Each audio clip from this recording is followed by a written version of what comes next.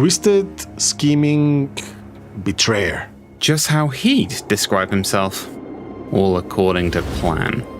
Sayl is someone who should not be trusted by anyone. Stab, stab, stab, stab, stab, stab. Why bind yourself to a god when you can double down on yourself? If you can trick a demon, then a mortal's just as easy. And if they won't bend, break them.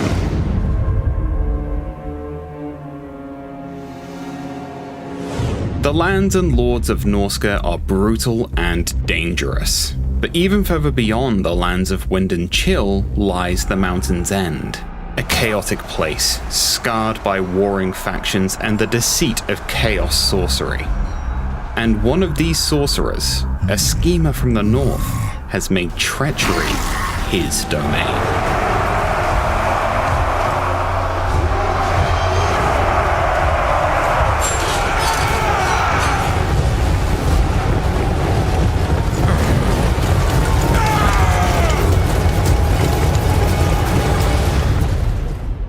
Sayl the Faithless, a powerful spellcaster and master manipulator, has arrived from Mountain's End.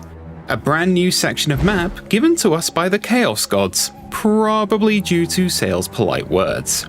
Nice one, Sayl. He's come forward with plans and motions that'd make even the most dedicated servants of Tzeentch look at him with concern. Whilst his sight is gone, his ambition remains, and his vision as a ruler is clearer than ever.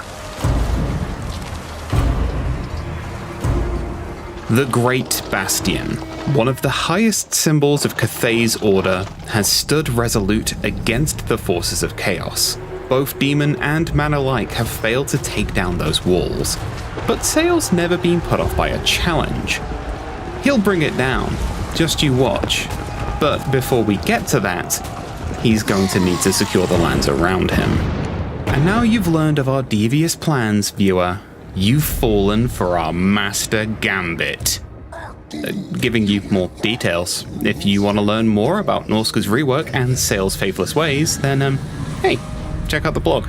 As a master deceiver, he could always trick his way into the good books of the factions around him by using sweet words and empty promises. I mean, get a load of that reliable status. Look at him. Never told a lie in his life. It can't be forgotten, though, that out here, actions can reign supreme. And Sayl is no slouch. His bag of teeth from spellcasters who've fallen before him more than prove this. Playing as Sayl can be extremely interesting, as he is a caster lord for Norsca. My favorite Sayl spell has got to be the Night Maul, as this nightmarish creature appearing on the battlefield and plowing through enemy lines can be quite a lot of fun, in a weird kind of way.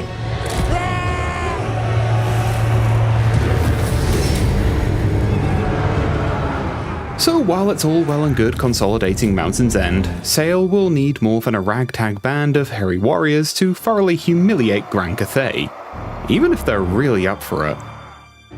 Sure, we could slog it out and repeatedly butt our heads against the walls until they collapse, but that's just so common, so typical. Cathay's used to that. Let's do something their harmonious thoughts wouldn't think we'd do. Let's use our heads for mind games. I think it's high time we manipulated Cathay into a false sense of security. Manipulations are Sayl's key toy in undermining his opponents and getting one over before the fight even begins.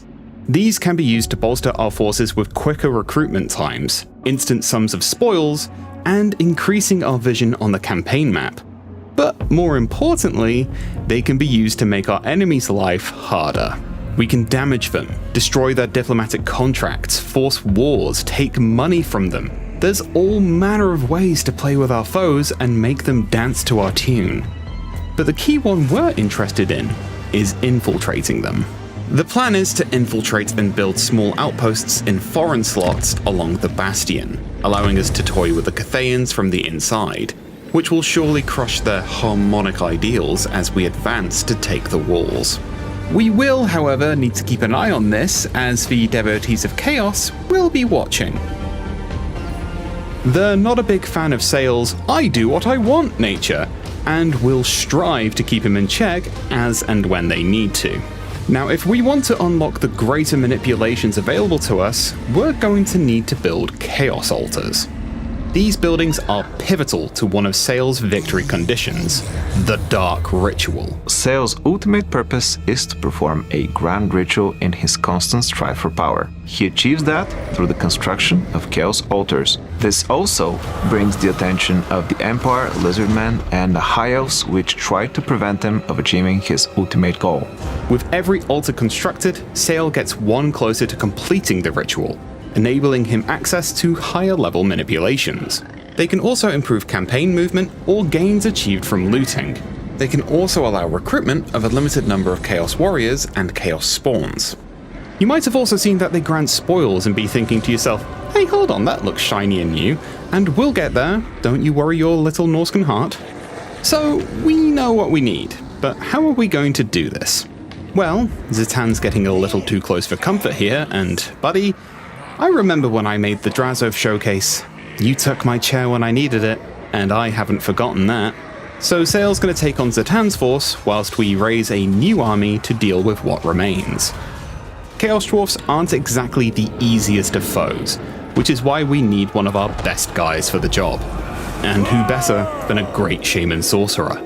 Our Sorcerer is going to take the battle to the Granite Spikes and then go further beyond, to the Greenskin armies and all those past the spiky hills, building Chaos Altars in some locations, and sacking, pillaging, and razing everywhere else to help us build up our spoils, a new Norscan resource. I told you we'd come back to them! So, we're not interested really in building an economy, or building a brand new home on new shores all the time. Sometimes we just want to burn things and take stuff, and you know what? We do like shiny things. We can use spoils to expedite building trees, purchase certain research options, or if we feel like it, we can spend them to build new homes in regions that aren't Norscan. Spoils, however, do come with a risk. If we want to use those spoils, we need to make sure that the army that spawns when we sack settlements can actually make it back to one of our provinces. I mean, we'll also lose some marauders as well, which, oh no, what a shame. I mean, let's be honest, it's all about the ill-gotten gains. Whilst that's going on, Sayl's plans are going to take him on a little journey. See, Sayl might not be Norscan, but even he can be compelled by the will of the hunt. The Bloodshriek Chimera, the voice of the wastes, is in our midst, and to tame this monster wouldn't just make the Norscans realize who's top skin wolf around here, but it'd also be incredibly useful in our war on Cathay. We're going to need to beef up our forces before we take on a Chimera though.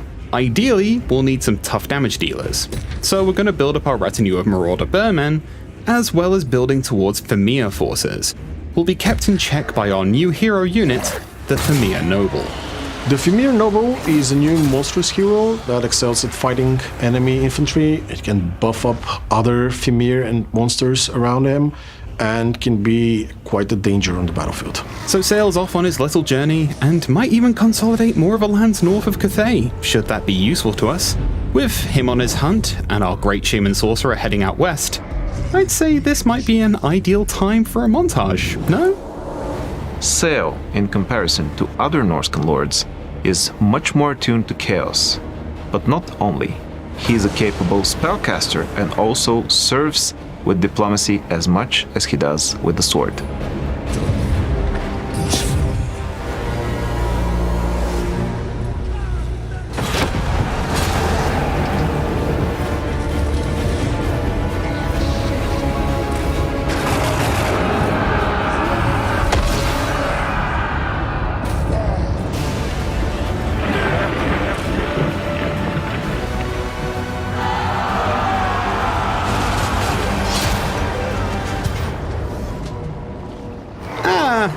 So, we might have got a little ambitious here. In our expansion into the west, we might have taken Grimgor's glory, and we're looking like a mighty fine replacement trophy. Our sorcerer's army is pretty tough, but the forces of chaos have their eyes on us, so manipulations would be risky. We've made friends with Tamarkan as well, but he's a little preoccupied right now, so we can't really rely on him. So we'll get our sorcerer to pull back to granite spikes and recoup before we try and stop Grimgor. And, good luck, buddy. I really have a feeling this won't go well. We need to do what we can to bolster our own forces in Sayl's army before we take the Chimera and be ready for whatever comes next. We're in a real hope for the best, realize we should plan for the worst because we've made enemies everywhere kind of deal. This isn't going according to plan.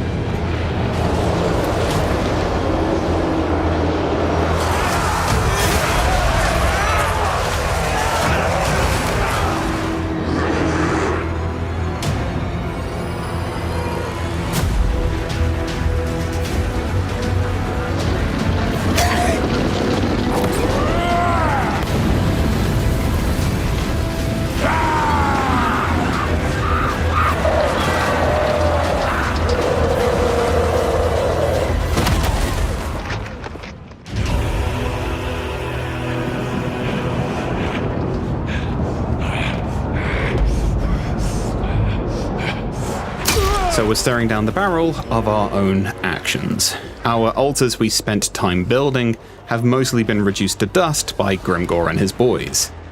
He's also proving to be quite the unstoppable force, but now we have a Chimera on our side, and other forces have come to join us. So we're just going to hit one final manipulation to give ourselves a greater demon. I mean, it's just one little greater manipulation, right? How bad can it be?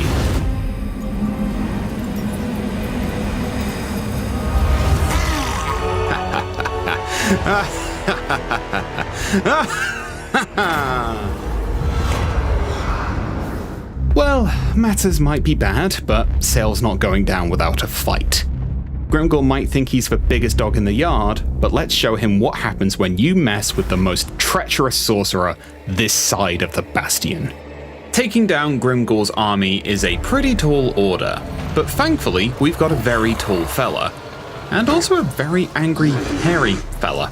The Runecaller is a variant of the Cursed Aten, where not only it has two heads and two different personalities, it can also cast spells. That means a giant that can cast spells.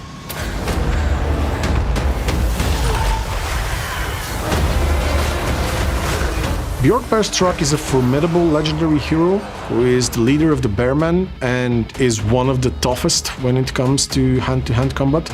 He can stay and keep those lines for a very long time while buffing up friendly marauders around him. That Doom Diver catapult that took out our Great Shaman Sorcerer is still here, but I don't think they were accounting for us having a Chimera, so let's turn up the heat a little bit.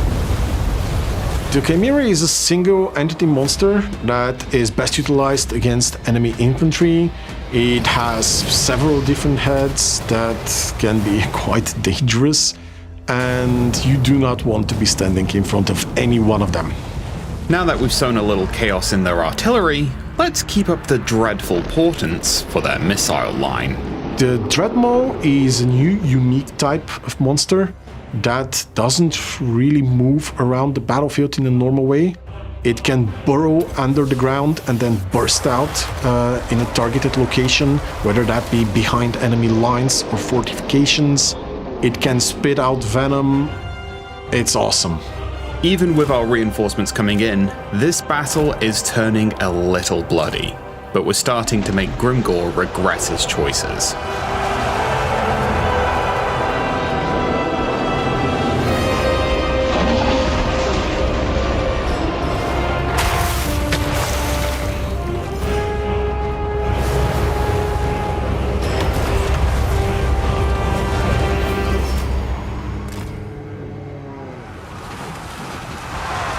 So Grimgor's living up to his name, and the Chaos Gods have come to collect, and our altars are in ruins. This machination isn't working. We're gonna need to rethink this. But if you think this means that Sayl's ways will change, then you couldn't be more mistaken. Sayl will try again, and again, and again if needs be. For there's always another scheme at hand, another leader to corrupt, and another demon to bind. He will have his way. Just like how you'll leave your thoughts in the comments and wishlist now, if you fancy.